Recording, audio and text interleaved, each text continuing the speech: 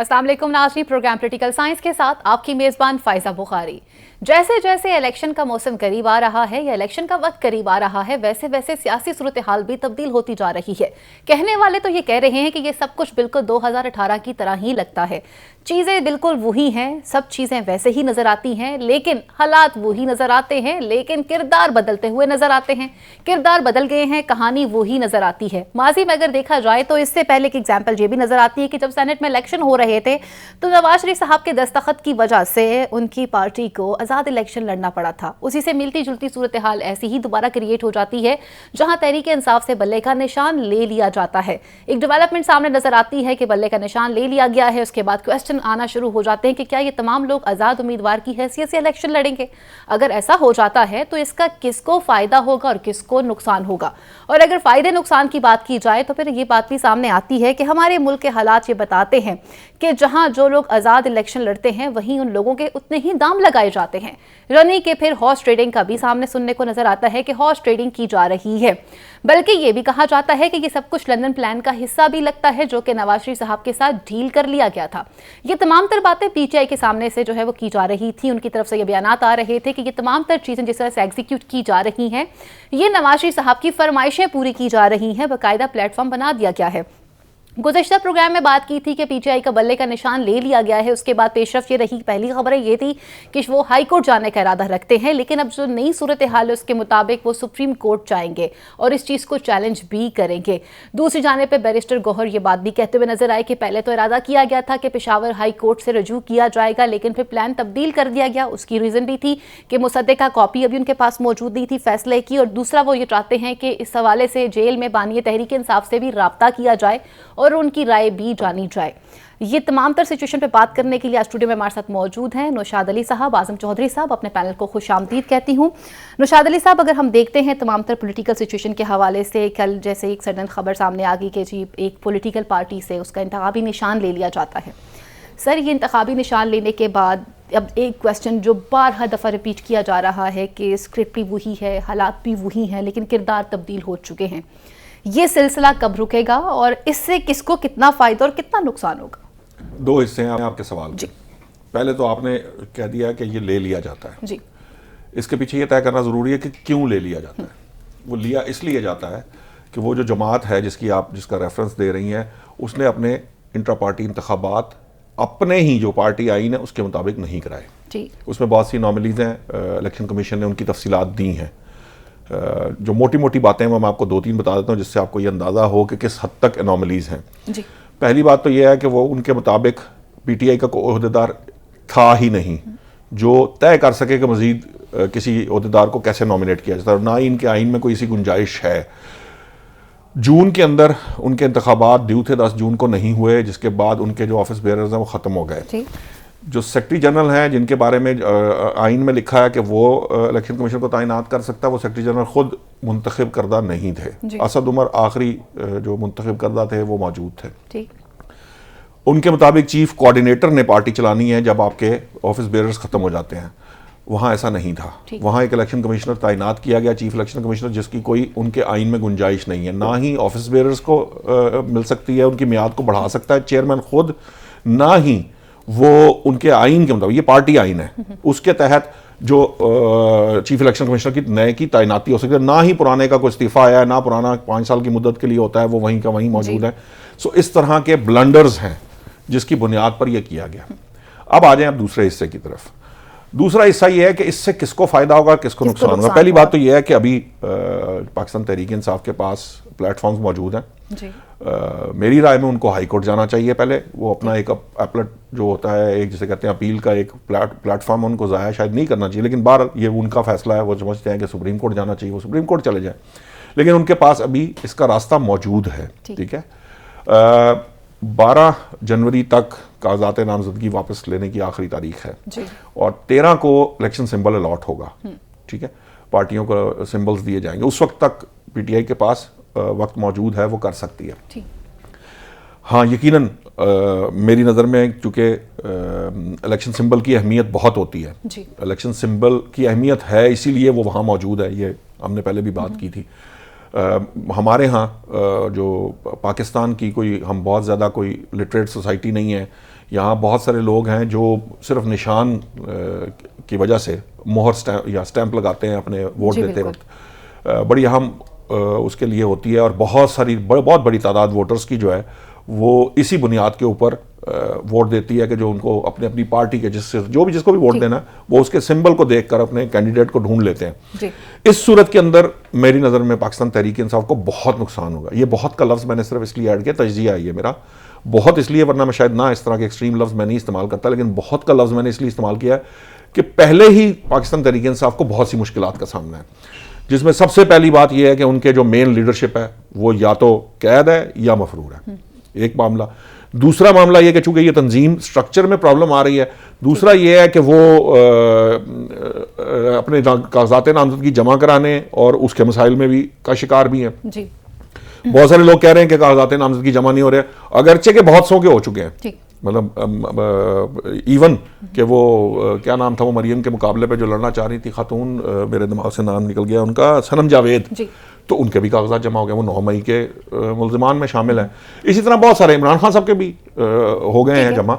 मामला ये है बाय एंड लार्ज इसमें प्रॉब्लम है। अच्छा, वो बाय एंड लार्ज की प्रॉब्लम इलेक्शन कमीशन के सामने रखी, उन्होंने भी इंस्ट्रक्शन दे दी, सुप्रीम कोर्ट ने भी उसके ऊपर इंस्ट्रक्शन दे दी, वो मामला अपनी जगह। लेकिन जो हालात इस वक्त पीटीआई के ऑपोजिट हैं, जो उनको जिन चीज़ों से उन्हें निकल कर आगे जाना है, उन्होंने अपना सर्वाइवल इसी से साबित करना है और अपने आप को एज पॉलिटिकल पार्टी साबित करना है, वो बहुत अहम है और उनके लिए मुश्किलात यकीनन बहुत ज़्यादा हैं। हाँ, जो मुश्किलात हैं वो उनको कानूनी जंग जो है वो कानूनी तरीके से लड़नी पड़ेगी। अभी सारे मामला ज्यादातर कानूनी है और इसीलिए कानूनी टीम के पास भी चीजें हैं, वो कानून के उस सिस्टम के तहत निकल कर ही वो आगे जा सकते हैं और उसके लिए उनको मतलब खद्दा पेशानी से उनको यह फाइट करनी है। बाकी सियासी जमातें भी करती हैं, हमने देखा था पीपल्स पार्टी से भी तलवार का निशान लिया गया था, नून लीग से भी शेर का लिया गया था। इस तरह के मामला होते हैं, होने नहीं चाहिए। इन प्रिंसिपल हम इससे डिसएग्री करते हैं। हम इस तरीकेकार को, ये जो तरीका है वारदात है, ये हमारी नजर में ठीक नहीं है। इसका फायदा हमने कभी नहीं होता देखा, हमने इसको काउंटर प्रोडक्टिव देखा है। लेकिन पार्टी की हद तक जब आप बात करेंगे तो यकीनन तहरीक इंसाफ को ये बड़ा ब्लो होगा इसका, इससे उनके लिए बड़ी मुश्किलात पैदा होंगी इंतखाबात में। आजम चौधरी साहब, हमने ये भी देखा कि हिस्ट्री ये भी बताती है कि जब भी कभी आज़ाद उम्मीदवार की बात आती है तो फिर वहाँ पर दाम भी लगाए जाते हैं और ख़रीदो फरोख्त का सिलसिला भी शुरू हो जाता है। फिर हॉर्स ट्रेडिंग की भी आवाज़ें सुनाई दी जाती है वानों में कि जी हॉर्स ट्रेडिंग की जा रही है। अब भी यहाँ कुछ ऐसी ही सिचुएशन बनती नज़र आ रही है कि एक पॉलिटिकल पार्टी है जिससे उसका एक इंतखाबी निशान जो है वो भी ले लिया जाता है।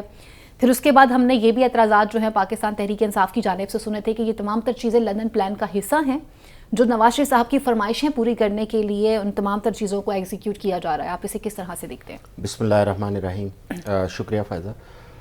देखिए, ये सिलसिला जो है ना, ये बहुत पहले से शुरू हुआ कि पाकिस्तान में जमहूरियत को कमज़ोर किया जाना है। बाय डिज़ाइन जमहूरियत को कमज़ोर किया गया। अगर हम 2018 की बात करते हैं तो उस वक्त भी हमें ये नज़र आ रहा था कि एक पार्टी को सपोर्ट मिल रही थी जी, स्पेशली उस पार्टी को सपोर्ट किया जा रहा था। 2023 की अगर हम बात करते हैं तो उससे भी एक लिमिट से आगे जाके हमें चीज़ें ख़राब नज़र आई, बजाय इसके कि हम माजी की गलतियों का कुछ सबक सीखते, चीज़ों को ठीक करते, लेकिन हम मज़ीद चीज़ों को ख़राब करने पर तुले हुए हैं। और इसके अंदर मैं सबसे ज़्यादा जो ज़िम्मेदार ठहराता हूँ वो पीडीएम की उन सियासी जमातों को ज़िम्मेदार ठहराता हूँ जिन्होंने अपने हाथ काटे, जिन्होंने जमहूरियत को कमज़ोर करने के लिए अपना एक मकरू किरदार अदा किया। अगर वो सियासी, और ये उनको भुगतना पड़ेगा मुस्तकबिल के अंदर, ये तमाम सियासी जमातों को इसको फेस करना पड़ेगा। जो इन्होंने गलतियां की हैं वो इनके सामने आएंगी आगे। आज जिस तरह इलेक्शन कमीशन का किरदार हमें नज़र आ रहा है, मुझे तो उसमें या नीयत का वो नज़र आ रही है कि उनकी कोई नीयत का इशू है या उनका कोई माइंडसेट है। जिस तरीके से एक पार्टी को रोकने के लिए आप उसके सामने रुकावटें खड़ी कर रहे हैं, आप उसको इंतखाबी अमल में जाने से रोक रहे हैं। आपने पहले उनका इंट्रा पार्टी इलेक्शन करवाने के लिए उनको बाउंड किया, उन्होंने करवाया। उसके बाद जब इंट्रा पार्टी इलेक्शन होना था, जिस तरह अभी शाह साहब बात कर रहे थे, बहुत सारे लोगों पे मुकदमात दर्ज थे, बहुत सारे लोग भाग चुके थे। बात यह है कि उन्हें भागने पर वहाँ से मजबूर कर दिया गया। कुछ लोग तो ऐसे हैं जो 9 मई के वाक़यात में मुलव्वस हैं, समझ आती है हमें, लेकिन पीटीआई के हर बंदे के ऊपर कोई ना कोई चार्ज लगा दिया गया, कोई ना कोई मुकदमा दर्ज कर दिया गया। भाई, आप सियासी पार्टियों को इस तरह दीवार के साथ नहीं लगा सकते। माजी के तजर्बात हैं हमारे सामने। पीपल्स पार्टी, मुस्लिम लीग नून और एमक्यूएम, इन तीनों जमातों को दीवार के लगाने की एग्जांपल्स हैं हमारे सामने। उससे हमने क्या हासिल वसूल किया है। आज हम उससे भी एक स्टेप आगे जाके इस पार्टी को रोकने की कोशिश कर रहे हैं। अगर आपने ये प्लान कर लिया होगा कि आपने पीटीआई को इंतखाबी अमल में नहीं जाने देना, तो उसका ये मैं समझता हूँ कि तरीकाकार नहीं है जिस तरह आप कर रहे हैं। कल तो आप बना रहे थे पीटीआई को, कल तो आप पीटीआई को ला रहे थे इक़्तिदार में, जब खुद ही लेके आए हैं, अब खुद ही उसके रास्ते रोक रहे हैं। अब आपने उनके जितने लोग कागजात जमा करवाने जा रहे हैं उनकी गिरफ्तारियों का सिलसिला शुरू कर दिया, उनके घरों पे छापे मारने शुरू कर दिए, किसी के रिश्तेदार पकड़े जा रहे हैं, किसी के वकला पकड़े जा रहे हैं। आप देखें चौधरी परवेज़ इलाही साहब की एहलिया पेपर जमा करवाने गई हैं गुजरात के आरओ के ऑफिस में, उसको ताले लगा दिए गए। लाहौर में आरओ ऑफिस में हमारे तमाम जर्नलिस्ट वहाँ पे मौजूद हैं, आरओ ऑफिस के बाहर पुलिस खड़ी कर दी गई है। पुलिस वाले कहते हैं कि पहले कागजात हमें चेक करवाएं, जो कि इलेक्शन कमीशन ने चेक करने हैं। वो कहते हैं जी, ये वीडियो मौजूद है, वो कहते हैं जी पहले हमें चेक करवाएं। जो बंदा पीटीआई के कागजात लेके आता है उसको साथ ही पुलिस एहलकारों के हवाले करके गिरफ्तार कर रहे हैं, जिसपे हमारे मीडिया के लोगों ने बड़ा पॉजिटिव किरदार अदा किया और वो पुलिस की वो सारी हरकत उसको सामने ले आए। आप इस तरह क्यों कर रहे हैं? क्यों आप दीवार के साथ लगा रहे हैं? आपने एक पार्टी को ख़त्म करने के लिए पहले तमाम पॉलिटिकल पार्टियों ने जो रोल अदा किया, मैं यही अर्ज कर रहा हूँ कि ये एक पार्टी को दीवार से लगाने के लिए इन पार्टियों ने जो किरदार अदा किया, कल इनको भी फेस करना पड़े, माजी में भी इनको फेस करना पड़ा है। ये भूल जाते हैं माजी की मिसालें, ठीक है। आज आप इनको रोकने के लिए हर हथकंडा इस्तेमाल कर रहे हैं। तमाम इंतजामी मशीनरी, इलेक्शन कमीशन की जिम्मेदारी है इंश्योर करना फ्री एंड फेयर इलेक्शन। क्या इलेक्शन कमीशन ने इसके ऊपर अपनी आंखें और अपने कान बंद कर रखे हैं? अगर आपके पास कंप्लेंट्स आ रही हैं, अगर मीडिया की कंप्लेंट्स आ रही हैं, अगर सुप्रीम कोर्ट के हमारे जजेस बैठ के वहां पे डिस्कस कर रहे हैं कि हमें नजर आ रहा है, हमें लग रहा है कि उनको नहीं मौका दिया जा रहा, भाई इलेक्शन कमीशन जिसकी जिम्मेदारी ही इलेक्शन करवाना है, जिसकी जिम्मेदारी ही नजर रखना है इन चीजों के ऊपर, इंश्योर करना है कि लोगों को उनके जो बेसिक ह्यूमन राइट्स हैं वो उनको मिले। आप अगर इलेक्शन कमीशन ने खुद अगर ये उनको तय कर लिया है कि पीटीआई को नहीं आने देना, इसीलिए मैं कहता हूँ या नीयत का वहां पे कोई फुकदान है या वहां पर कोई माइंड सेट है जो पहले से तैयार शुदा है कि हमने पीटीआई को नहीं आने देना। उसके साथ आप देखें इंतखाबात से नॉमिनेशन पेपर जमा हो रहे हैं, जुमे वाले दिन इलेक्शन कमीशन फैसला देता है। आगे 3 छुट्टियां हैं, हफ्ता, इतवार, पीर, 3 छुट्टियां हैं। इन 3 छुट्टियों के दौरान जाहिर है कोर्ट नहीं खुली होंगी, वो कोर्ट में जा नहीं पाएंगे, और इस दौरान अगर वो डी लिस्ट कर देते हैं पार्टी को, इसका मतलब है कि आप, मेरा ख्याल है कि ये अभी मैंने इतना उसको स्टडी नहीं किया, लेकिन सीधा चीज़ें यही पता चला है कि अभी वो अगर डी लिस्ट हो जाए फिर हाई कोर्ट के फोरम पे शायद वो नहीं जा पाएंगे, फिर उन्हें सुप्रीम कोर्ट को रुजू करना पड़ेगा। अच्छा, सुप्रीम कोर्ट की छुट्टियां चल रही हैं, सुप्रीम कोर्ट के सिर्फ ड्यूटी जजेस जो है वो सिर्फ काम इस वक्त अंजाम दे रहे हैं, और सुप्रीम कोर्ट में अगर वो केस लगता है, जिस तरह नॉमिनेशन पेपर की वापसी का बिन शाह साहब ने जिक्र किया, तब तक फैसला नहीं होता।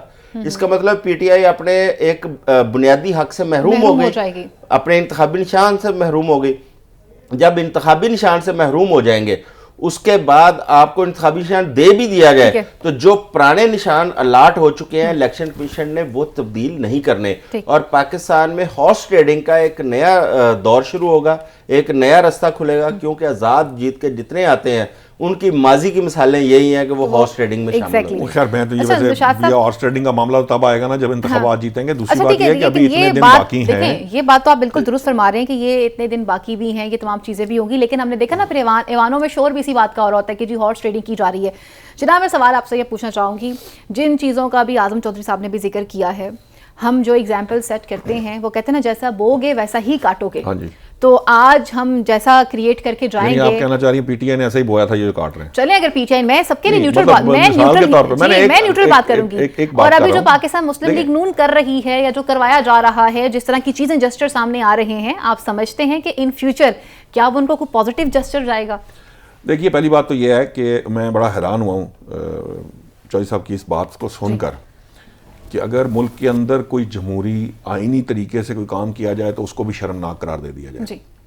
मतलब मुझे हैरानी है इस बात की। मैं फिर कहूँगा कि वो पहले कल बुग़्ज़ नवाज़ शरीफ की बात हो रही है, आज बुग़्ज़ पीडीएम की बात कर लेते हैं कि भाई पीडीएम जमातों ने एक आईनी तरीके से एक प्राइम मिनिस्टर को घर भेजा, तारीख में पहली बार। वो एक ही है माशाल्लाह साहब जो पार्लियामान के अंदर जिनके खिलाफ तहरीक अदम एतमाद कामयाब हुई। सारी दुनिया के अंदर, सारी दुनिया की जमहूरियतों में ये प्रोसेस होता है, ठीक है, हर जगह पे होता है, हर असम्बली में किसी ना किसी ने, पाकिस्तान में पहली दफा हुआ इससे पहले कामयाब नहीं हो सका। मोहतरमा बेनज़ीर के खिलाफ भी कोशिश की गई थी, इससे पहले भी कोशिश हुई थी, लेकिन उसको भी चौधरी साहब ने शर्मनाक करार दे दिया। मुझे नहीं समझ आती, अगर वो शर्मनाक है, अगर फ़र्ज़ करें कि हमारी एक सियासी जमात जो है वो दूसरी सियासी जमात के साथ मिलकर किसी तीसरी सियासी जमात को आईनी और कानूनी तरीके से, आईनी तरीका है ना पार्लियामेंट के अंदर तरीके ना, वो करे तो उसको शर्मनाक कैसे करार दिया जा सकता है? मेरी समझ से बात आ रहा है। जमहूरियत इसी चीज का नाम है और यही तरीकाकार है जो ऑप्ट किया जा सकता है। हाँ, वो उठा के कोई बंदा बाहर फेंक देता समझ, लेकिन उसके नतीजे में जितने गैर आईनी इकदाम हुए हैं उनको चौधरी साहब कंडेम नहीं करेंगे। जो असम्बलियां तोड़ी गई, जो हालात बनाए गए, जो 9 मई तक मामला आए, वो जमात ने जो कुछ किया वो उस पर चौधरी साहब रोशनी नहीं डालेंगे। देखिए बात ये नहीं है, हमें ये जब आपने मुझसे बात की है ना, मुझे बड़ी खुशी हुई जब आपने कहा ना कि मैं न्यूट्रल रह के बात करूंगी, ये बात समझ में आती है। सहाफत का काम है न्यूट्रल रह के बात। मैं भी अगर आपको बायस ओपिनियन दे रहा हूँ, आप उस पर आर्ग्यूमेंट करेंगी, ठीक है ना, हम आपसे, आप मेरे से तकरार करेंगे कि ये क्या बात है। देखिए बात सिर्फ सिंपल सी है, इतनी सी बात है कि अगर तो काम आईनी तरीके से हो रहा है, ठीक है ना, एक हमारे आइन में वो तरीकाकार दर्ज किया ना, फिर हमें उसको शर्मनाक करार नहीं देना चाहिए, उसको हमें सियासी और आईनी तरीका ही करार दिया जा सकता है। सो एक तो मेरा पॉइंट ये था। दूसरा मुझे सवाल भूल गया, आपने क्या कहा किया? मैं आपसे सवाल पूछना चाहती थी अच्छा, कि मैं अगर यहाँ पे तहरीक अदम इत्तेमाद की अगर बात की है, अगर मेरी बात को थोड़ा सा आप अंडरस्टैंड कर लेते हैं, मैंने पीडीएम की हुकूमत की बात की है।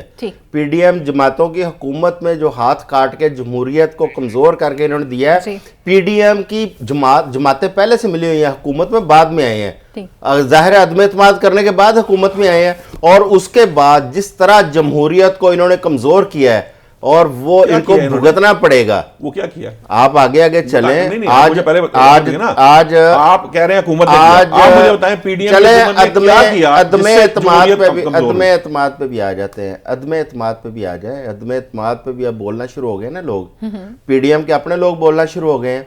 महमूद अचकज़ई साहब बोल पड़े हैं, पीपल्स पार्टी बोल पड़ी है कि अदम इत्तेमाद ठीक क्या बोले, अब उसके तो हक़ाइक़ भी सामने आना शुरू हो गए। आ जाए हक़ाइक़ सारे।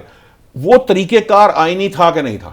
ठीक है ना, मैं उसको गैर आईनी तो नहीं कह रहा अदम इत्तेमाद को, लेकिन पहली बात ये है कौन सा ऐसा काम किया जिससे जमहूरियत कमजोर हुई? वो एग्जांपल कोट कर देना कि यही काम है जिसकी वजह से ये हुआ, जिसकी वजह से जमहूरियत के अंदर ये नुकसान हुआ। आप ये चाहते हैं पीडीएम हुकूमत ने कहा असेंबलियां तोड़ दें, पीडीएम ने कहा, परवेज इलाही को पीडीएम ने मनाया कि आप असेंबली तोड़ दें, जो आखिरी वक्त तक तोड़ने को तैयार नहीं थे। और बात लोग ये भी कहते हैं कि उनसे दस्तखत पहले करा लिए गए हुए थे और वो उस दिन प्रेजेंट कर दिए गए। ये बातें भी आई हैं, मैं इसको सेकंड नहीं कर रहा कि यह मेरी इंफॉर्मेशन नहीं है, लेकिन इस तरह की बातें भी आई। क्या उन्होंने कहा कि के कमर तोड़ दें? क्या उन्होंने आके कहा था हाँ साहब बराए मेहरबानी आइए जरा ये स्क्रीन तो तोड़ के दिखाएं जरा, ये सामने वो कोर कमांडर का घर है। यार को बात करने वाली इंसान को करनी चाहिए। एक अमल है, किसी ने एक अमल किया है, उसका वो जिम्मेदार है, ठीक है। पीडीएम हुकूमत ने जितनी देर हुकूमत की, उसका जो भी नतीजा पीडीएम ने भुगतना है वो उसने भुगतना है। लेकिन जब आप कहें कि वो शर्मनाक है और उन्होंने ऐसा काम किया जो जमहूरियत कमजोर, तरीके अदम इत्तेमाद का तरीकेकार, सियासी तरीकाकार अपनाना, ये जमहूरी काम था। असम्बलियों से भाग के बाहर आ जाना, इस्तीफे देके मरकज से बाहर आना, असम्बलियां तोड़वाना, आईनी बहरान पैदा करना, इलेक्शन के बारे, ये सारा गैर आईनी था। 9 मई का वाकया करना गैर आईनी था, वो शर्मनाक था, उसको शर्मनाक कहा जाना चाहिए। अच्छा जी, असेंबली तोड़ना, अच्छा अगर आइन और गैर आइन की बात करते हैं, उसमें गैर आइन कौन सी बात है? अगर गैर आइनी होती है आर्टिकल 6 लग चुका होता असम्बलियां तोड़ने पर। मैं आपको नहीं, वो कहां से गैर आइनी हो गया ना? बता रहा हूं मैं आपको एक बात बता रहा हूं, आर्टिकल 6 लगा होना था, गैर आईनी काम करने पे, गैर आईनी पे आर्टिकल 6 लगा होना था, फिर लगना चाहिए था। अगर गैर आईनी काम जिसने भी किया, माजी में भी जिन्होंने फिर असेंबलियां तोड़ी हैं, उन पे भी आर्टिकल 6 लगने चाहिए थे। जो असेंबली तो उससे पहले टूटती थी, उसी का रास्ता तो बंद किया गया था 58(2)B को खत्म करके। ये अदलिया इसीलिए आइन की जो अमेंडेड शेप के मुताबिक काम किए गए। आप मुझे बताएं कि असेंबली से इस्तीफे देके कौन सी पार्टी बाहर आई? एक मिनट ठहरे ना, अच्छा इस्तीफे देना, मेरी बात तो सुने ना, इस्तीफे देना, असेंबली तोड़ना, ये गैर आईनी है भाई। मैं नहीं कह रहा गैर आईनी, मैं कह रहा हूं असेंबली से, आपके कौमी असेंबली से एक जमात बाहर आई, वो 5 साल का मैंडेट लेकर आई थी। वोटर की इंसल्ट बनी ना, उसका फैसला वोटर करेगा, बिल्कुल करेगा। तो उसकी इंसल्ट दे सकते हैं ना सर, उसके ऊपर बात कर सकते हैं ना, मैं अपनी राय दे सकता हूं ना उसके ऊपर। वोटर करेगा फैसला, वोटर का वो इस्तेहकाक है कि उसकी तस्दीक हुई थी या उसके हकूक के लिए एक पार्टी बाहर करना है, वही फैसला करेगा। अच्छा जी, कंक्लूजन की तरफ बढ़ते हैं। मुझे ब्रेक भी लेनी है, और अगर ब्रेक की बात की जा रही है, राय ले लीजिए ना। जी, मैं इसकी बात करूं कि मेरी राय है कि भाई वो गलत था, मेरी नजर में गलत था। मैंने अब कहा हम ना यहाँ कि पे बढ़ते हैं जी ब्रेक की तरफ, और जहाँ पे बात की जा रही है बल्ले के निशान के हवाले से, तो ये फैसला कोर्ट ने करना है। इस पे क्या रिएक्शन सामने आएगा या क्या तमाम तर चीजें सूरत हाल रहेंगी वो भी सामने आ जाएंगी। और फिर सवालात तो कई जन्म लेते हैं कि किस तरह से क्या ये जमहूरी अमल था कि जिस तरह से मुल्क के साबिक वज़ीर आज़म नवाज शरीफ साहब को जिस प्रोटोकॉल के तहत वापस लाया गया था या जिस तरह से प्रोटोकॉल दिया गया था, क्या ये भी जमहूरी अमल था या नहीं था। यहाँ लेते हैं एक मुख्तसर सी ब्रेक।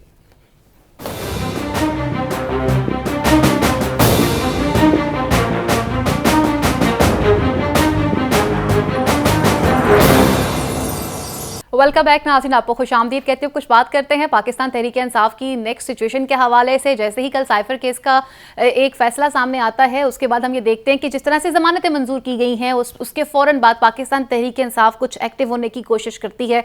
एक मुर्दा जिस्म में एक जान पड़ जाती है, खुशियाँ मनाई जा रही हैं, लेकिन अपोजिशन ये मैसेज दे रही है, पाकिस्तान मुस्लिम लीग ये मैसेज दे रही है कि अभी रुक जाओ, मिठाइयाँ खाने की ज़रूरत नहीं है क्योंकि पिक्चर तो अभी बाकी है। अब यहाँ पर ये फैसला सामने आता है तो उसके फौरन बाद ये रिएक्शन देखने को मिलता है कि आज मरियम औरंगजेब आती हैं तो वो कहती हैं कि ये किस तरह से अदालत ने लाडला करार दे दिया। वो कैसे लाडले हो सकते हैं, वो कैसे मासूम हो सकते हैं। पहले टाइटल कम थे, अब उन्हें मासूम का टाइटल भी दे दिया गया। मजीद उनका ये भी कहना था कि ये कैसे मुमकिन हो सकता है, जिन्होंने दारों पर हमला किया आप उन्हें मासूम कह रहे हैं। शर्जील मेमन ने भी काफ़ी एतराज़ात की। उन्होंने कहा उन्होंने अपने ज़ाती मकासद के लिए हर चीज़ को इस्तेमाल किया बानी तहरीक इंसाफ ने। और मजीद उनका ये भी कहना था इदारों पे भी हमले करवाए तो आज उन्हें जिस तरह से रिलीफ दिया जा रहा है ये समझ से बालातर है। ऐसी ही बातें कुछ सईद गनी साहब ने भी कही हैं। ये तमाम तर सिचुएशन बढ़ती चली जा रही है, लेकिन सवाल पर यहाँ पर यह भी पैदा होता है कि तमाम तर अदालती कार्रवाई के ऊपर दिन दिहाड़े आकर इस तरह से कॉमेंट करके चले जाना, क्या ये उनको ज़ेब देता है? क्या ये वाकई में एक जमहूरी अमल है? क्या इस तरह से क्वेश्चन मार्क जो हैं वो जो जन्म ले रहे हैं, ये सवालात पूछना बनते हैं या नहीं बनते? और इसके खिलाफ कार्रवाई क्या होनी चाहिए? क्योंकि ये भी कंटेम्प्ट ऑफ कोर्ट ही होता है कि जब एक चीज़ कोर्ट में चल रही है, फिर साइफर केस के ऊपर तो बाकायदा पाबंदी भी थी, आप इस पर डिस्कस भी नहीं कर सकते थे। तो आप किस तरह से कोर्ट की कार्रवाई को इस तरह से बरमला चैलेंज कर रहे हैं या उस पर कॉमेंट कर रहे हैं, तो क्या उसके ऊपर ये तमाम तर चीज़ें जो हैं वो तौहीन के ज़ुमरे में आती हैं या नहीं आती? महज तो यही वक्ती तौर पर दिखाई दिया जा रहा है कि जैसे उन्हें रिलीफ दिया जा रहा है कि आपको आज़ादी हासिल है, आप आएँ और बात करके चले जाएं। आदम चौधरी साहब, अगर हम जमहूरी अमल की बात कर रहे थे तो ब्रेक पे जाने से पहले जैसे आप डिस्कशन कर रहे थे, एक सवाल पूछना चाहूँगी कि जब जमहूरियत की बात की जाती है तो क्या ये जमहूरी अमल के ज़ुमरे में आता था कि जिस तरह से हमने देखा कि वो मुल्क के साबिक वज़ीर आज़म जब वतन वापस आते हैं अपने ज़ाती इलाज मुआलजे के बाद सेहतयाब होकर जब वापस आए, जिस प्रोटोकॉल में वापस लाया गया, तो क्या ये भी तरीक़ाकार ठीक था या नहीं था? और आज अदालत की कार्रवाई के ऊपर जिस तरह से तमाम पार्टीज़ बिलखुसूस पाकिस्तान पीपल्स पार्टी और पाकिस्तान मुस्लिम लीग नून का रिएक्शन आया, इसे किस तरह से देखते हैं आप? अच्छा, मुझे नहीं पता कि लंदन के अंदर प्लान बनते हैं या नहीं बनते, या वहाँ पे प्लान बनते हैं तो कौन बनाता है। 2018 में जब पीटीआई की हुकूमत आई तो उस वक्त भी यही शोर शराबा था कि ये लंदन प्लान है जी। और उस वक्त भी सिलेक्टेड का एक उनको दिया गया कि ये सिलेक्टेड वज़ीर आज़म है। 2018 के बाद 2023 में जब ये मियां नवाज शरीफ पाकिस्तान आते हैं तो उस वक्त भी यही शुरू होगा कि ये लंदन प्लान है जी। और सिलेक्टेड का लफ्ज़ बिलावल भुट्टो ने इमरान खान को दिया था, बिलावल भुट्टो ने ही मियां नवाज शरीफ को भी सिलेक्टेड करार दिया, लाडला करार दिया। अब या तो वही स्टोरी हम रिपीट कर रहे हैं, सिर्फ चेहरा बदला है तो काम वही है, लेकिन इस दफ़ा थोड़ा सा उसमें कोई चीज़ें ऐड ऑन हुई हैं, जिस तरह मियां नवाज शरीफ का आना। अच्छा, जब प्लान एक लोगों ने सोशल मीडिया पे डिस्कशन शुरू की कि लंदन प्लान, तो हम तो ना विटनेस है, ना हमारे सामने कोई डॉक्यूमेंट्स है, ना उस प्लान की तफसीलात हैं, सुनी सुनाई बातें आती हैं। लेकिन जब उसी तरह के वाकयात पेश आए, जिस तरह पे एडवांस कई दिन पहले, कई हफ्ते पहले सोशल मीडिया पे बहस शुरू हो गई थी, तो फिर समझ आनी शुरू हुई कि कुछ ना कुछ दाल में काला है। मियां नवाज शरीफ के वापसी, मियां नवाज शरीफ के मुकदमात का जिस तरीके से खात्मा किया जाता है, जिस तरह उनको बरी किया जाता है, जिस तरह उनको क्लीन चिट मिलती है, जिस तरह पीटीआई को दीवार के साथ लगाया जाता है, इमरान खान को गिरफ्तार किया जाता है, उसके बाद पीटीआई के आज जिस तरह कागजात उनके रिजेक्ट हो रहे हैं या उन लोगों को जमा करवाने की इजाज़त नहीं दी जा रही और पीटीआई का निशान तक वापस जाना, ये चीज़ें आज से कुछ 2-3 माह पहले डिस्कस हो चुकी हुई हैं। अगर उसी तरह जिस तरह डिस्कशन चल रही थी उसी तरह सारी चीज़ों पे होती हुई नज़र आती है तो फिर शकूक व शुबात लाजमी हो जाते हैं कि कुछ ना कुछ दाल में काला है, कि ये सारा कुछ एक प्लान और एक मंसूबे के तहत किया जा रहा है। और इलेक्शन कमीशन, जो कुछ इलेक्शन कमीशन का इस वक्त तमाम उसके इकदामात सामने आ रहे हैं, वो भी ये सारी चीजें आप देखें, वही सोशल मीडिया की जो गुफ्तगू है जिसको हम सब नॉन सीरियस लेते हैं, उसके ऊपर ये सारी चीजें पहले डिस्कस हो चुकी हैं कि पीटीआई के पास बल्ले का निशान नहीं होगा, पीटीआई इंतखाबात में नहीं होगी, उनके लोग जो हैं वो उम्मीदवार नहीं होंगे, वही चीजें सामने आ रही हैं जिस तरह रोक टोक की जा रही है। अब आ जाते हैं मुकदमात की तरफ। कल भी हम बात कर रहे थे कि अगर हक में केस का फैसला आ गया सब कुछ अच्छा है, अगर हक में नहीं आया तो सब कुछ खराब है। उन्हीं अदारों, उन्हीं जजों, उन्हीं अदालतों को हम तनकीद का निशाना बनाना शुरू कर देते हैं। ये थोड़ा सा पीछे जाएं, जस्टिस बंदयाल साहब के हवाले से मरियम नवाज साहबा की गुफ्तगू पूरी कौम का, जिस तरह उन्होंने जस्टिस बंदयाल पे उन्होंने उस वक्त सारा कुछ किया। उसके बाद अभी जब ये कल का फैसला आता है, आज देखें, आज मरियम औरंगजेब बोल पड़ी हैं, आज शर्जील मेमन बोल पड़े हैं और कई लोग बोल पड़े हैं। मैं समझता हूं या तो ये अदालतों की कमजोरी है या कोई मसलत है जो इसके ऊपर किसी को रोक टोक की वो बिल्कुल वो कोशिश नहीं की जाती। लोगों को खुली छूट दी जाती है कि वो अदालतों के ऊपर तनकीद करें, अदलिया के फैसलों को हदफ तनकीद बनाएं, जबकि ऐसा नहीं होना चाहिए। माजी के अंदर किसी को जुर्रत नहीं होती थी किसी अदालत के फैसले के ऊपर उंगली उठाने की, क्योंकि यह तौहीन अदालत के जुमरे में आता था और अदलिया फौरी तौर पर उस पर एक्शन लेती थी। लेकिन अब हम देख रहे हैं, हाँ मुझे वो याद है एक सिविल जज के हवाले से इमरान खान ने एक बात की थी, तो इमरान खान साहब को तौहीन अदालत भुगतनी पड़ी थी और मुकदमा भी दर्ज हुआ था। लेकिन यहां पर सुप्रीम कोर्ट और हाई कोर्ट के जजेस को तनकीद का निशाना बनाया जाता है, लेकिन अदलिया बिल्कुल खामोश तमाशाई बनी हुई है। नौशाद अली साहब, हमने देखा कि जब भी बात की जाती है अदालती कार्रवाई के हवाले से तो एक रवायत बड़ी आम हो चुकी है कि मीठा मीठा हप हप और कड़वा कड़वा थू थू। हमने देखा वो दोनों तरफ पे बराबर का चलता है। अगर उनकी पसंद की चीज़ आ रही है तो वो उसे एक्सेप्ट कर लेते हैं और इदारे उनको गैर जानिबदार नजर आ रहे होते हैं, और अगर उनकी पसंद की चीज़ नहीं आ रही होती तो वो फौरी तौर पर उसको मशकूक करार दे देते हैं। ये काम तहरीक इंसाफ भी कर रही है और पाकिस्तान मुस्लिम लीग नून ने भी किया है। अब यहाँ पे कंफ्यूजन ये भी क्रिएट हो जाती है, आप नहीं समझते कि क्या ये तौहीन अदालत के जुमरे में नहीं आता कि जो चीज़ अदालत में चल रही है, जिसका ट्रायल मुअज़्ज़ज़ अदालत की, मुअज़्ज़ज़ अदलिया की, मुअज़्ज़ज़ जजेस कर रहे हैं, उनको कहाँ जाके मीडिया पे डिस्कस करना। एंड सेकेंडली, जब एक चीज़ चल रही है तो फिर जो चीज़ें फेयर तरीके से हो रही हों उनको भी मुतनाज़ा बना के पेश कर देना, क्या ये क्रेडिबिलिटी के ऊपर क्वेश्चन मार्क्स नहीं है? देखिए, 2-3 मिसकंसेप्शंस यहाँ हो रही हैं।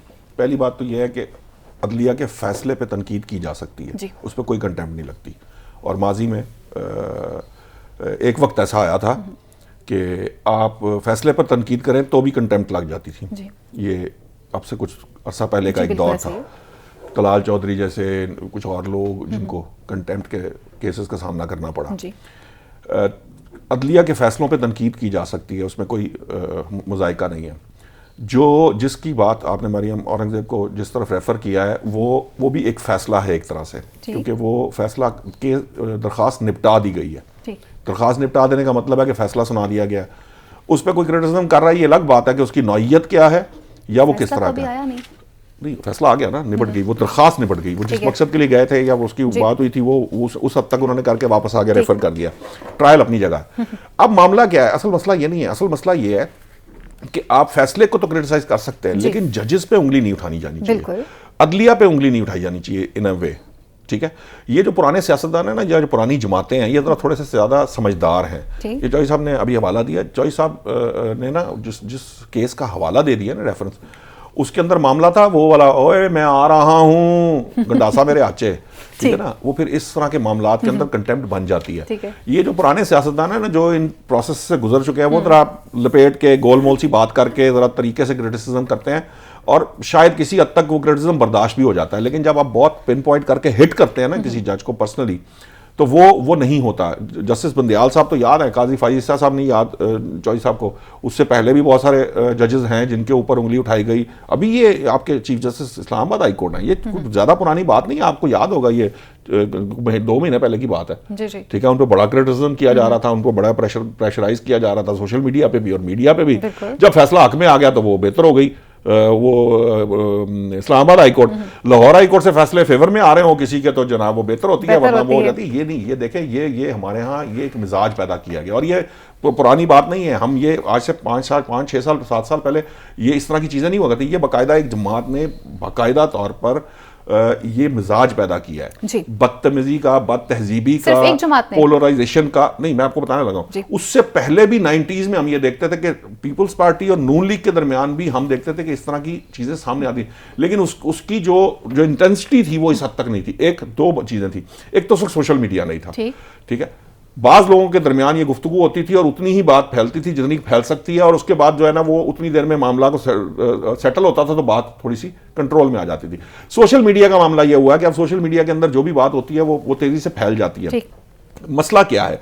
मसला ये है कि ये आपकी बात 100% दुरुस्त है कि यहाँ हमारा मिजाज ही ये बन गया, जिस तरह लेवल प्लेइंग फील्ड की मैंने बात की थी ना, कि जो मेरे लिए सब कुछ हो तो वो लेवल प्लेइंग फील्ड है, अदरवाइज नहीं है। इसी तरह से जो अदलिया मेरे हक में फैसला करेगा तो मुझे पसंद है, अदरवाइज मेरे लिए वो सब कुछ गलत है। हालांकि अदलिया की अपनी वो ब्लाइंड फोल्डेड होती है, उसके सामने जब आप जो सामने उस वक्त प्रोसीडिंग्स में जो मामला वहां पे तय हो जाएगा, जो जीत जाएगा, जो हार जाएगा, वो वहीं तय हो जाता है, ठीक है ना। उनके लिए उन्होंने सिर्फ उसको देखना है कि ये क्या गलत और क्या सही सामने आ रहा है, उसके मुताबिक फैसला आना है।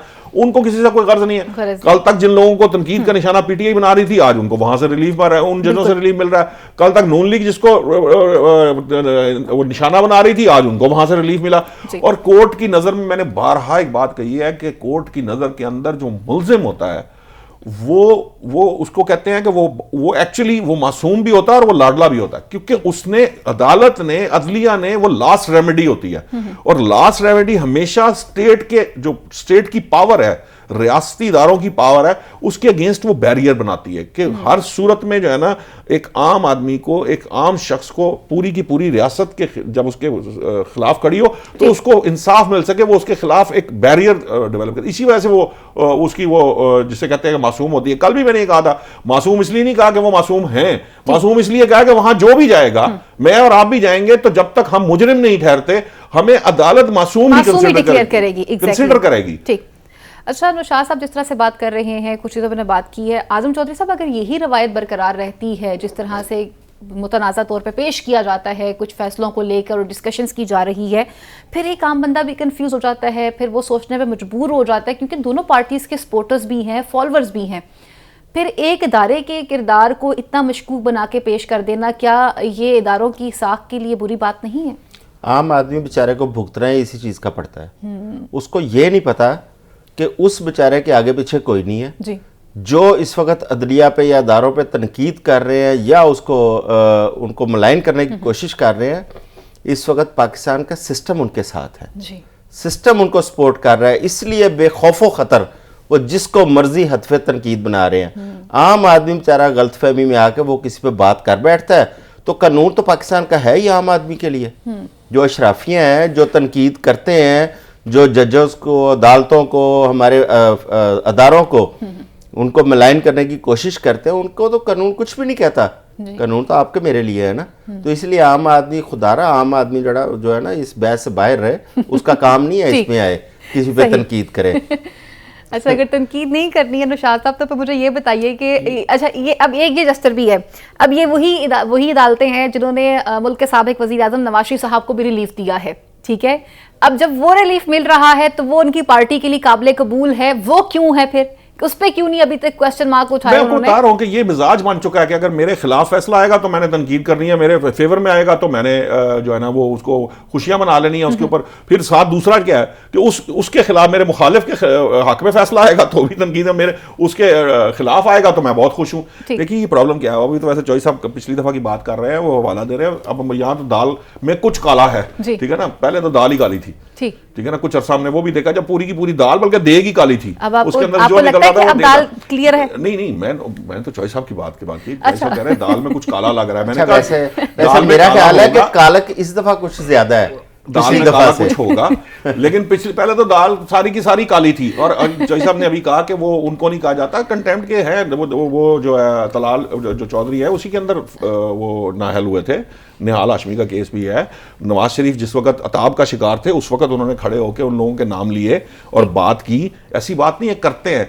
मेरा पॉइंट सिर्फ इतना है, मैं जो बात बहस कर रहा हूँ, ये हक इमरान खान साहब के पास भी ये है, लंदन PTI के प्लान, पास भी है। उस वक्त पुराना लंदन प्लान चल रहा था, अब नया लंदन प्लान चल रहा है। मैं वैसे ना, मैं आपको ईमानदारी की बात बताऊं, लंदन प्लान के मुतालिक आपने कह दिया था, चूंकि आपने बात उस तरह की थी, ये बात दुरुस्त है। हमारे यहाँ ना एक मिजाज बन गया है, हमने ना किसी चीज को ना तशबीह देनी होती है ना, हम उसको जनाब तशबीह दे के और एक सारे का सारा कुछ उसमें डाल दे। किसी को कुछ नहीं पता लंदन प्लान में किसकी किसके साथ मुलाकात हुई, कहाँ हुई, किसने क्या बात की, इसकी कोई तफसीलात किसी के पास नहीं है। अच्छा, जिस पिछले लंदन प्लान की ये बात कर रहे हैं चौधरी साहब, उसकी कुछ बातें आई, साफियों ने ही बात की, मैं उसके ऊपर ये नहीं कह सकता कि वो ठीक था या ये गलत है। लंदन प्लान पे भी आई है। मैनचेस्टर में एक मुस्लिम लीग नून के MNA, उनकी रिहाइशगाह पे पहली मुलाकात होती है। अच्छा, किस के दरमियान? एक पाकिस्तान के एक मक्तदरा के हेड के दरमियान और मियां नवाज शरीफ साहब के दरमियान, वहां से लंदन प्लान शुरू। ये देखें, मैं कोई विटनेस नहीं, ये विटनेस है।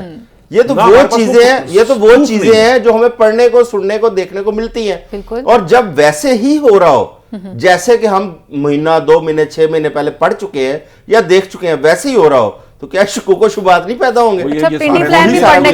ये सारे माहिरीन हैं, वो आपको पता नहीं चल, चौधरी साहब कल बता रहे थे कि वो जनाब उनको पता लग जाता है, वकला को भी तो पता चल जाता है ना, तो फिर साफियों को भी पता चल जाता है, वो उनका भी विजन इस वजह से वो ये कह रहे थे, शेयर कर दी चीजें, तो वही कुछ हो रहा है। जो चीजें थोड़ा बहुत रद्दोबदल हो जाए ना, तो हम उस पर शुकूक शुबा जाहिर करें। वो बिल्कुल 19-20 नहीं हो रहा। जो कुछ कहा गया था आज के दिन तक, तो वही कुछ हो रहा है जैसा था, जो हम कई बार पहले पढ़ चुके हैं, देख पाकिस्तान मजे की बात है, वो दुनिया की वो वाहिद मुमलिकत है जिसमें अफवाहें सच साबित होती हैं। या हर अफवाह सच साबित होती है। चीजें तो ऐसी थी जो खुद मरियम नवाज साहिबा जलसों में जिनका जिक्र किया करती थी, आप मीडिया पे आके बात करती थी, राणा सनाउल्लाह साहब वो कहती थी कि भाई हम तो तब मानेंगे सिस्टम को जब तक उनको वही सजा, वैसी चीज, वो सब क्राइटेरिया नहीं होगा। मरियम नवाज तो कह चुकी है, मरियम साहिबा ने ये बात कहा है, ये भी रिकॉर्ड पे मौजूद है। देखिए, नवाज शरीफ का मौक़िफ़ ये है, मुझे समझ में आई है, अल्फाज के एग्जैक्ट अल्फाज के बारे में मैं नहीं कह सकता, लेकिन मेरा उनका मकसद ये था कि 2018 वाले हालात जो है ना, जो 2018 में थे, वहां से शुरू किए जाए मामलात को। ये कुछ किया गया है, इसको खत्म किया जाए, इस सिस्टम को। अच्छा, उसके अंदर जो ये जो किया गया है, ये करने में भी क्या है, ये जो उसकी आप जितनी मर्जी तावीलें निकाल लें, ये जो कीबोर्ड वॉरियर्स हैं, बड़े मतलब निकाल लेते हैं, फिर आप भी उसमें इंस्पायर हो जाते हैं, क्योंकि आप सारे सोशल मीडिया में। मैं वो बात कर रही हूं जो हमने इलेक्ट्रॉनिक मीडिया पे सुनी, मैं बताता हूं। अब वो कहते क्या है, उनका पर्सपेक्टिव ये है कि वो उस हाइब्रिड निजाम को लपेटने की बात कर रहे हैं जो 2018 के बाद लाया गया था। अच्छा, उसको वो कहते हैं इसको खत्म करें और दोबारा ट्रैक पे डालें जमहूरियत को, जो एक्चुअली चार्टर डेमोक्रेसी के था, उससे पहले की डेमोक्रेसी। नहीं, वो हाइब्रिड खत्म करें, अब हमारा हाइब्रिड शुरू करें। ये आपका पॉइंट ऑफ व्यू है, ये चॉइस साहब का पॉइंट ऑफ व्यू है, ठीक कह रहे होंगे अपनी जगह पे, लेकिन मैं बता रहा हूं कि मुझे जो समझ में आई, जो मेरी अकल समझ में आती है, वो बात ये है, जो उसका पर्सपेक्टिव है वो ये है कि ये जो हाइब्रिड निजाम लाने की कोशिश की जाए या इस तरह की कार्रवाई है, इसको खत्म कर दिया जाए।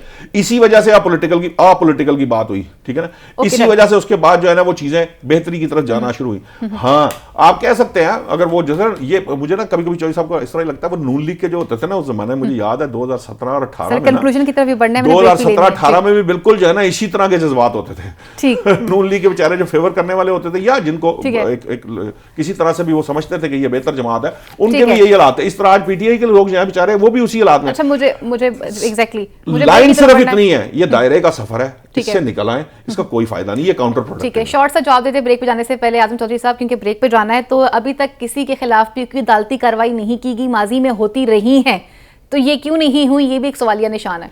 कौन सी अदालती कार्रवाई? ये भाई अभी आप जो कर रहे हैं, आके बाहर निकल के बातें कर रहे हैं, केसेस वहाँ पे चल रहे हैं, फिर बातें बाहर मीडिया पे की जा रही हैं, बयान दिए जा रहे हैं। नहीं, माजी में भी ऐसा होता रहा। माजी में सुप्रीम कोर्ट पे हमला हो गया था।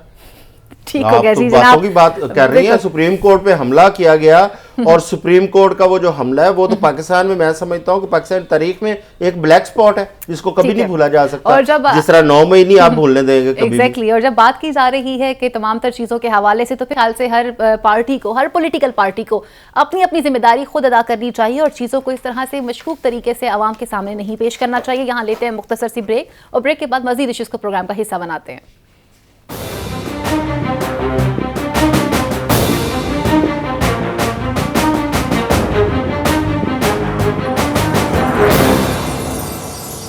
Welcome back. नाज़रीन, आपको प्रोग्राम में खुशामदीद कहते हैं। जैसे जैसे इलेक्शन की तारीख जो है वो करीब आना शुरू हो चुकी हुई है, इंतखाबी मराहिल की तैयारियां भी की जा रही हैं। उन मराहिल को अबूर करते हुए अपने अपने कागजात जमा भी करवाए जा रहे हैं। सोशल मीडिया पे एक वीडियो फौरी तौर पर वायरल हो जाती है, किस तरह से चौधरी परवेज इलाही साहब की जो एहलियाँ हैं उनसे किस तरह से कागजात छीने जाते हैं। फिर उसी के साथ हमने देखा कि वहाँ पर मुनस इलाही जो हैं उनकी एहलिया भी उनके साथ मौजूद थी और ये वीडियो सोशल मीडिया पर वायरल हो जाती है। और अब यहाँ पर जहाँ पर कागजात जमा किए जा रहे हैं, इस मुल्क में अगर देखा जाए तो साबिक वजीर आजम हमारे मुल्क के, उनके भी कागजात जमा हो चुके हैं, दोनों साबिक वजीर आजम के। इस दफ़ा प्लान भी कुछ तब्दील किए गए हैं। नवाज शरीफ साहब जो हैं वो चाहते हैं कि अब अपने दामाद के हल्के से वो इलेक्शन लड़ें, वो मानसरा से इलेक्शन लड़ना चाहते हैं। वो समझते हैं कि वो वहाँ से सीट ले सकते हैं। सीट एडजस्टमेंट की भी बातें सामने आई। इस्तेहकाम पाकिस्तान पार्टी के साथ भी कुछ मीटिंग्स चल रही थी और MQM के साथ भी चल रही थी, लेकिन आज हमने देखा कि जहाँ पे 242 हल्के की बात की जा रही थी, वहाँ पर मुस्तफ़ा कमाल ने कहा कि यहाँ पर हमारी सीट एडजस्टमेंट की बात नहीं हुई थी शहबाज शरीफ साहब के साथ, यहाँ इलेक्शन में खुद ही लड़ने का इरादा रखता हूं। दूसरी जाने पर हमने देखा था कि किस तरह से इलेक्शन कमीशन में एक दरख्वास्त दी गई थी और कहा गया था कि वो तमाम शख्सियात जो मुतनाज़ा हैं उनको दूर किया जाए ताकि इलेक्शन शफाफ हो सके। इस हवाले से उन्होंने उसमें जिन लोगों को नॉमिनेट किया था उसमें आहद चीमा भी थे, फवाद हसन फवाद का भी जिक्र था और इसी के साथ साथ जो है वो IG और DIG जो है उनका भी जिक्र किया गया था, लेकिन अभी तक उस पर अमल दरामद नहीं हो सका। और इलेक्शन कमीशन की जानिब से ये भी एक नोटिस सामने आया है कि ये उनकी तौहीन की गई है। ये तौहीन इलेक्शन कमीशन का केस भी है और इसकी समाअत जो है वो 26 दिसंबर तक होगी। अब इन तमाम सूरत हाल के अंदर निगरान हुकूमत का क्या किरदार है, किस तरह से किरदार है, इस पर डिस्कशन कर लेते हैं।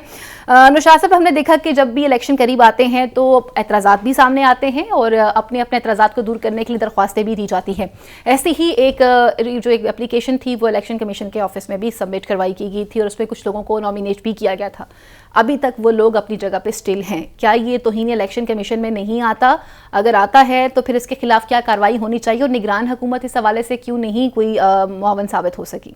देखिए, तौहीन अदालत की कार्रवाई तो तब, तौहीन इलेक्शन कमीशन की कार्रवाई तो तब शुरू होगी ना जब उनके ऑर्डर पे इम्प्लीमेंट नहीं होगा। भाई, जो आप जिन नामों की बात कर रही हैं वो दरखास्त में नाम दिए गए थे, इसका मतलब ये नहीं था कि वो सारे के सारे इलेक्शन कमीशन ने तस्लीम कर ली है उनके खिलाफ। वो आहद चीमा को हटाने का कह दिया गया था, उसके अलावा किसी के बारे में नहीं कहा गया। चूंकि नहीं कहा गया, ये तो नहीं हो सकता कि निगरान वज़ीर का नाम, भाई आहद चीमा को हटाने की बात है ना, उसके ऊपर आप बात कर सकते हैं। सिर्फ आप कहें कि जनाब ABCDEFG 50 नाम लिए गए तो 50 के बारे में इलेक्शन कमीशन नहीं समझता तो ये उसका फैसला, ये इलेक्शन कमीशन को उसका जवाब दे सकता है या फैसले में बता सकता है। लेकिन फर्ज करें कि अगर आहद चीमा साहब को ना हटाया जाए तो फिर उसके ऊपर कार्रवाई बनेगी ना, फिर उसके बारे में दरखास्त आएगी कि जनाब आपने ये हुक्म दिया था, आपने ये हुक्म दिया था, ये नहीं हुआ। अब ये मामला सिर्फ आहद चीमा की हद तक है, ये बाकियों की हद तक नहीं है। बाकियों के बारे में अगर इलेक्शन कमीशन का फैसला आता तो वो आ जाता। अब आप कहें कि जनाब इस पे तौहीन इलेक्शन कमीशन की कार्रवाई हो सकती कि नहीं हो सकती, ये इलेक्शन कमीशन तय कर देगा कि भाई हमने एक ऑर्डर दिया है, निगरान हुकूमत को एक काम कहा है। फर्ज करें उन्होंने कोई डेट दी हो, अगर उन्होंने कोई तारीख दी है, मुझे नहीं लगता कि उन्होंने कोई तारीख, उन्होंने कहा सिर्फ निगरान वज़ीर आज़म को, मुझे जहां तक याद पड़ रहा है वो कहा था कि आहद चीमा को हटा दिया जाए काबीना से। अब वो हो सकता है कि वो किसी चीज में इन्वॉल्व हो, किसी केस में इन्वॉल्व, ये तो निगरान हुकूमत जस्टिफिकेशन देगी इलेक्शन कमीशन को। वो जस्टिफिकेशन इलेक्शन कमीशन को कबूल होगी तो वो मान लेंगे, अगर नहीं कबूल होगी तो वो उनके खिलाफ कोई कार्रवाई करेंगे। वो जो भी कार्रवाई करना चाहेंगे वो कर सकते हैं, क्योंकि इस वक्त इख्तियार इलेक्शन कमीशन के पास है। किसी को ट्रांसफर करना, किसी को ओहदे से हटाना, किसी को कहीं भेजना, कहीं से लाना, ले जाना, ये सारे मामलात इलेक्शन कमीशन के हाथ में है। तो ये जो सिस्टम है, इसमें अगर किसी को कोई इतराज होगा, इलेक्शन कमीशन उसको एड्रेस करेगा, इलेक्शन कमीशन जो समझेगा उस हिसाब से कर देगा। हम जबरदस्ती किसी बात के ऊपर इलेक्शन कमीशन की तौहीन की कार्रवाई नहीं शुरू करवा सकते। कोई दरखास्त दे सकता, हाँ इलेक्शन कमीशन समझे कि उसकी तौहीन हुई है तो वो फैसला कर देगा कि तौहीन हुई है, वो निगरान काबीना से उसका जवाब ले लेगा। ठीक। आज़म चौधरी साहब, अगर बात की जा रही है तो आहद चीमा साहब का अभी तक तो हटाया भी नहीं गया और ये भी तौहीन इलेक्शन कमीशन के जुमरे में ही आता है। कानूनी कार्रवाई भी होगी क्योंकि 26 दिसंबर को बुलाया भी गया है। इस तमाम सिचुएशन को आप किस तरह से देख रहे हैं? और स्पेशली हमने ये भी देखा है कि एक तरफ इलेक्शन कमीशन जो किरदार अदा कर रहा है और दूसरी जाने पर एक सिचुएशन ये भी देखने को नजर आ रही है कि किस तरह से एक प्लान सेट किया गया है कि जो एक खास मुतल्लिका पाकिस्तान तहरीक इंसाफ पार्टी के सपोर्टर्स हैं घर से ना निकल सकें, अगर घर से निकल जाते हैं तो कागजात छीनने, और अगर कागजात छीनने में काम नहीं उनका बनता, नहीं छीन सकते हैं तो फिर आगे मुतल्लिका अफसर गायब होते हैं, वो नजर नहीं आते। इलेक्शन कमीशन ने जो काम करना होता है उसको पूरे जोर के साथ करता है, जो नहीं करना जी वहाँ पे आंखें और कान बंद कर लेता है इलेक्शन कमीशन। आज से कोई 4-5 माह पहले इलेक्शन कमीशन ने एक लेटर लिखा प्राइम मिनिस्टर को, उसमें उन्होंने कहा कि जितने पॉलिटिकल एफिलिएशन वाले लोग हैं उनको काबीना में शामिल ना किया जाए, जब फवाद हसन फवाद साहब को बनाया गया था वज़ीर उस वक्त, और जितने पॉलिटिकल एफिलिएशन वाले ब्यूरोक्रेट्स हैं उनको ज़िला में तैनात ना किया जाए, पोस्टिंग ना दी जाए। तो उसके बाद आज के दिन तक किसको हटाया गया? ये जितने MPA अपना हमारे डिप्टी कमिश्नर, असिस्टेंट कमिश्नर्स हैं और पुलिस ऑफिसर्स हैं जिनके ऊपर एक पार्टी बार बार एतराज़ करती है, जिनके RO और DROs बनाने पर भी एतराज़ किया गया, क्योंकि वही लोग PTI के लोगों के 3 MPO के ऑर्डर जारी कर रहे हैं, वही लोग इलेक्शन के इंतजामात उनके पास होंगे, वही ROs होंगे, तो लिहाजा अदम एतमाद तो पैदा हो गई। अब आहद चीमा साहब की तरफ आते हैं। आहद चीमा साहब को जो बनाया गया था उस वक्त भी सवालात उठे थे और सबको पता है कि आहद चीमा साहब की सियासी वाबस्तगी किसके साथ है? मियाँ शहबाज शरीफ साहब के साथ। फवाद हसन फवाद की किसके साथ है? मियाँ शहबाज शरीफ और मियाँ नवाज शरीफ साहब के साथ। इस तरह और भी सियासी वाबस्तगियों वाले वुज़रा हमारी वफाकी और सूबाई काबीना में मौजूद थे जिन्होंने हालिया रिजाइन किया और अपने भी पार्टियों में वापस चले गए हैं। इसी तरह ब्यूरोक्रेट्स हैं जिनकी सियासी वाबस्तगियाँ सबको पता है। ये पिछले कई दिनों से मैं मीडिया के ऊपर खबरें देख रहा हूँ, वज़ीराबाद के डिप्टी कमिश्नर के हवाले से तमाम TV खबरें दे रहे हैं कि वहाँ के साबिक MPA का बेटा है और मौजूदा इलेक्शन में उसका वालिद वहाँ से वज़ीराबाद से इलेक्शन लड़ने जा रहा है और उसी ज़िले के वो डिप्टी कमिश्नर है। देखिए ये वो काम है जो मेरा ख्याल इस पर सवालात उठने नहीं चाहिए थे। इलेक्शन कमीशन को खुद इनको कबल वक्त इसका इंतज़ाम करना चाहिए था, लेकिन इलेक्शन कमीशन ने तहैया कर रखा है सिर्फ वो काम करना है जो वो चाहते हैं, जिसमें सिर्फ एक पार्टी को नुकसान पहुंचा पाएंगे, बाकी किसी का वो उन्होंने ना ये सियासी वाबस्तगियों वाले लोगों को हटाना है ना किसी की बात सुननी है। तो लिहाजा इस तरह तो आप निज़ाम नहीं चलाएंगे। इस तरह तो फिर निज़ाम चलाएंगे तो फिर पूरी दुनिया में आपके इंतखाबात के ऊपर सवालात उठेंगे, क्योंकि इस वक्त या इलेक्शन कमीशन है या हमारी निगरान हुकूमतें, सारा निज़ाम इनके हाथ में है। तो सवालात तो पैदा होंगे इलेक्शन के ऊपर। निशात साहब, जब इलेक्शन भी हो रहे होते उससे पहले भी हमने देखा था सीट एडजस्टमेंट की भी काफ़ी बातें चल रही थी कि सीट एडजस्टमेंट भी की जाएगी, फिर मुत्तहिदा के साथ भी बड़ी कामयाब मुज़ाकरात भी रहे, मुलाकातें भी रहीं। आज जो हैं वो मुस्तफ़ा कमाल साहब ये कह रहे हैं कि जी मैं इस सीट पर तो मैंने ही इलेक्शन लड़ना है, हमारी इस सीट एडजस्टमेंट पर बात नहीं हुई थी। और वहाँ शर्जील में मैंने भी आज मीडिया पर बात करते हुए ये गुफ्तगू करते हुए कहा कि जी किस तरह से लियारी का इलेक्शन जो था वो उनके पार्टी के चेयरमैन को हराया गया था और ये तमाम तर एतराज़ात उन्होंने उठाए हैं और अब भी ये तमाम तर चीज़ें इंतखाबात से पहले सामने आना है। किस तरह से देख रहे हैं आप? देखिए सीट एडजस्टमेंट तो यकीनन कोई भी जमात जो है ना वो अपनी ये बुनियादी बात है कि सीट एडजस्टमेंट वहाँ कर सकेगी कोई भी जमात जहाँ उनका कोई कमज़ोर कैंडिडेट होगा। ये नहीं हो सकता कि मियां नवाज शरीफ अपनी सीट छोड़ के तो जहांगीर तरीन को दे दें या वो जो MQM वाले हैं वो अपनी कोई मरकजी सीट जो है वो किसी और जमात को दे दें या JUIF वाले दे दें। कोई भी जमात जो है जहां उनके कैंडिडेट स्ट्रांग है, जहां वो ये समझते हैं कि हम ये इंतखाब जीत सकते हैं, वहां पर वो सीट एडजस्टमेंट नहीं करेंगे। सीट एडजस्टमेंट का बुनियादी फार्मूला यही होता है कि आप वहां पे जहां किसी एक जमात का जिसके साथ आप एडजस्ट कर रहे हैं वहां पे उनका अगर कैंडिडेट कमजोर है तो आप अपना कैंडिडेट ले आते हैं। अगर फर्ज करें कि आपका कैंडिडेट कहीं कमजोर है तो आप उस जमात को कहते हैं कि आप यहाँ कैंडिडेट ले आए। ये जो अभी यहाँ पे सीट एडजस्टमेंट, अभी तो IPP की तो सीट एडजस्टमेंट की बात ही जो है वो किसी तरफ लग नहीं रही। मेरी इतलात, आखिरी इतलात जो मैंने चेक किया है वो बमुश्किल 2 से 3 सीटें नेशनल असेंबली की हैं और 5 से 4 6 सीटें जो हैं वो प्रोविंशियल असेंबली की बात हो रही है। इससे आगे की तो अभी वो बात ही नहीं सुन रहे, क्योंकि नून लीग को तो अपनी मुसीबत पड़ी हुई है कि नून लीग के पास अपनी कैंडिडेट्स की लाइन लगी हुई है। उन्होंने यहाँ पे ये गिनती के 16-17 हल्के तो 400 बंदों की वो आई हुई है दरखास्त लाहौर के अंदर सिर्फ। सो इसलिए वो इस सिचुएशन में नहीं है कि वो बहुत ज्यादा एडजस्टमेंट कर सके।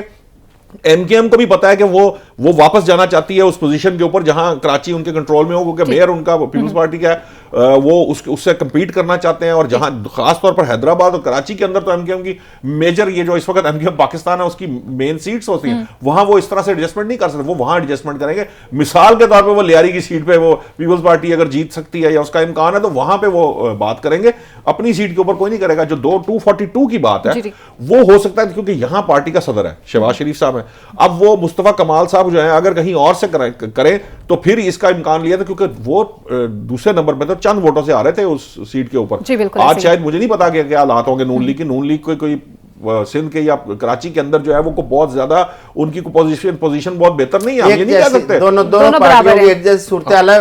वो पंजाब में जो उनके हालात है, नून के सिंध में वो हालात है, यही हालात है। तो ये इसलिए ये कोई इतनी बड़ी बात नहीं है कि वो फर्ज करें वो लड़ेंगे या वो लड़ेंगे, तो सिचुएशन सेम असल मामला ये है कि देखिए ना, वहां पे नून लीग एमकेएम मिलके एंटी पीपल्स पार्टी है, पंजाब में एंटी नून लीग है सारा कुछ, ठीक है ना, केपीके में एंटी पीटीआई हो रहा होगा और मरकज में अल्टीमेटली वो होगा। सो ये एक दूसरे के अगेंस्ट ही लड़ेंगे ना, जहां फायदा होगा वहां पे उसको इस्तेमाल करेंगे। अच्छा, पहले तो ये बताइएगा, एक पिक्चर काफी वायरल हुई है कि क्या मोहतरम फैसल वाडा साहब जो हैं वो पाकिस्तान पीपल्स पार्टी में शमूलियत कर चुके हैं, क्योंकि वो बड़ा डिस्कशन में आ रहा है कि जी वो जिस तरह से जरदारी साहब मुस्कुरा रहे हैं उनकी मुस्कुराहट वैसे नहीं होती है। और दूसरा, नवाज शरीफ साहब ने ये फैसला किया जी अब मैंने तो इलेक्शन मानसरा से लड़ना है क्योंकि मेरी बेटी का ससुराल है वहां से और मैं वहां से इलेक्शन जीत जाऊंगा। तो ये दोनों फैसले आप कैसे देख रहे हैं? वैसे फैसल वाडा साहब को तो किसी पार्टी में जाने की जरूरत नहीं, उनकी तो अपनी पार्टी है और वो सबसे बड़ी पार्टी, सबसे बड़ी है। तो लिहाजा अब मैं तो मनसेरा देखे केपी के अंदर सिर्फ दो ऐसे हलके हैं जिसमें हजारा और स्वात, जहाँ पे मुस्लिम लीग नून सीटें लेती थी, लेकिन अब वहाँ पे भी हालात को इतने अच्छे नहीं है। अब मियाँ साहब वहाँ पे इलेक्शन लड़ने का इरादा रखते हैं और कागजात जमा हुए हैं, लड़ने जा रहे हैं। अब मुझे नहीं पता कि वहाँ पे इस वक्त कैप्टन सफदर साहब ने कितना मुस्लिम लीग नून के लिए काम किया है या पार्टी को कितना स्ट्रेंथन किया, लेकिन जो एक जनरल परसेप्शन पाई जाती है कि बाकी मुल्क के अंदर तो चलो पीटीआई का जो हाल हो रहा है सो रहा है, केपी के अंदर पीटीआई खासी मजबूत है। और हज़ारा के हलके के अंदर जहाँ से मियाँ नवाज शरीफ लड़ रहे हैं वहाँ पे मुस्लिम लीग माजी में तो अच्छा परफॉर्म करती रही है, लेकिन अब मौजूदा सूरत हाल के अंदर उसकी क्या सूरत हाल है ये तो देखना पड़ेगा। नौशाद साहब, अगर हम बात करते हैं कैप्टन सफदर साहब के हलके की, तो वहाँ पे लोगों को तो काफ़ी उनसे एतराज़ात हैं, लोग तो काफ़ी नाराज़ भी नजर आए हैं कि जी ये देखिए मुल्क के वज़ीर आज़म के दामाद थे ने तो यहाँ पे तरक्की लानी चाहिए थी, यहाँ पे बेसिक्स चीज़ें नहीं आ सकी, पीने का साफ पानी भी नहीं आ सका। तो ये नवाज शरीफ साहब का फैसला आप कैसे देख रहे हैं? एतराज़ात तो होते ही हैं, लेकिन मेरा ये ख्याल है कि कैप्टन सफदर की वहाँ पे एक जिसे कहते हैं स्ट्रॉन्ग रूट्स हैं वहाँ, और ये जो मानसेरा जैसे इलाके हैं या ये केपीके के खास तरह के ये जो जैसे कहते हैं पिट्स होती हैं खास तरह की, वहाँ उनके वोट और तरह से मैं माजरत चाहता हूँ, इस पे तो आपको रोशनी डालनी चाहिए थी, आप खुद मानसेरा की हैं। मैं आपको वही तो बता रही हूँ कि जनाब वहाँ पे तो हालात बड़े खराब हैं। ये जो होते हैं ना बड़े ये बुजुर्ग जो फैमिलियों खानदानों के बुजुर्ग होते हैं उनके साथ मामला तय किए होते हैं। और अब नौजवान नस्ल को शऊर आ गया। बिल्कुल ठीक बात है। देखिए ना भाई, सिंपल सी बात है, वो ये घोड़ा घोड़े का मैदान होता है। कोई भी हल्का, किसी भी हल्के में आप ये नहीं कह सकते कि आप बहुत दफा हमने बुर्ज उड़ते देखे हैं, हमने माजी के इंतखाबात में बड़े बड़े नाम जिनके बारे में कहते थे कि वो खुद अपनी जगह पे वो किसी और को टिकट दे देते वो जीत जाएंगे, वो हमने खुद उलटते देखे। सो ये बात दुरुस्त है आपकी। मानसेरा में उनके लिए टफ हो सकता है, लेकिन मानसेरा एज सच उनके कैप्टन सफदर की वजह से मुझे पता है, मैं जानता हूं वहां पे कुछ चंद खानदान ऐसे हैं जिनके बारे में मुझे पता है कि वो लोग जो है वो एक अच्छी खासी तादाद वोटों की रखते हैं। ये सिर्फ होता है कि आप इनिशियल वोट्स लेके आते हैं। सरदार यूसुफ की फैमिली अपने कबीले का वोट करती है, सिर्फ नहीं वो एक सरदार यूसुफ की बात नहीं, वो है, लेकिन ये सारे इलेक्शन टैक्टिक्स हैं। ये सब हमारा जो है ना, हम सिर्फ टामक टोइयां मार सकते हैं। इससे पहले ये जो ग्राउंड पे लड़ने वाले लोग हैं या जो उसकी कैलकुलेशंस कर रहे थे, उनको पता है। वो अब देखे ना, एक 3 दफा साबिक जो वजीर आजम रहा हो वो ऐसे फैसले नहीं करता, मतलब अंडरस्टूड सी बात है ना। उनकी भी टिप्स पे होती हैं, उनको भी चीजों का पता होता है, ये सारा कुछ उनके इल्म में भी है। हमको बहुत ज्यादा सियासत, बड़े सियासतदान नहीं है वो, हमसे ज्यादा बार वो सियासतदान है, उनका काम है। हम सिर्फ तजिया कर सकते हैं जो अभी तक मेरी अंडरस्टैंडिंग है उस हल्के के बारे में। मुझे पता है कैप्टन सफदर ने बहुत सारे वहां के जो कुछ खानदान हैं जिनके वोट्स हैं हजारों में, मतलब जिनके हजारों में वोट्स हैं ना, जो फैमिलीज हैं, उनके साथ मामला कैप्टन सफदर के ठीक है। ठीक है, तो अब आपके पूरे सिर्फ जोर ही यही देते हैं कि सिर्फ कारकर्दगी की बुनियाद पर वोट मिलना चाहिए। और ये फैसला पाकिस्तान की आवाम करेगी 8 फरवरी को, किसने कारकर्दगी की बुनियाद पर किस पार्टी को वोट देना है और किसको मुंतखब कर किस मुल्क का वजीर आजम बनाना है। प्रोग्राम का वक्त यहीं पर खत्म हुआ चलता है। अपनी मेजबान फायजा बुखारी को, मेरे मोअज़्ज़ज़ पैनल को अगले प्रोग्राम तक के लिए इजाजत दीजिए। अल्लाह ने के बाद पाकिस्तान जिंदाबाद।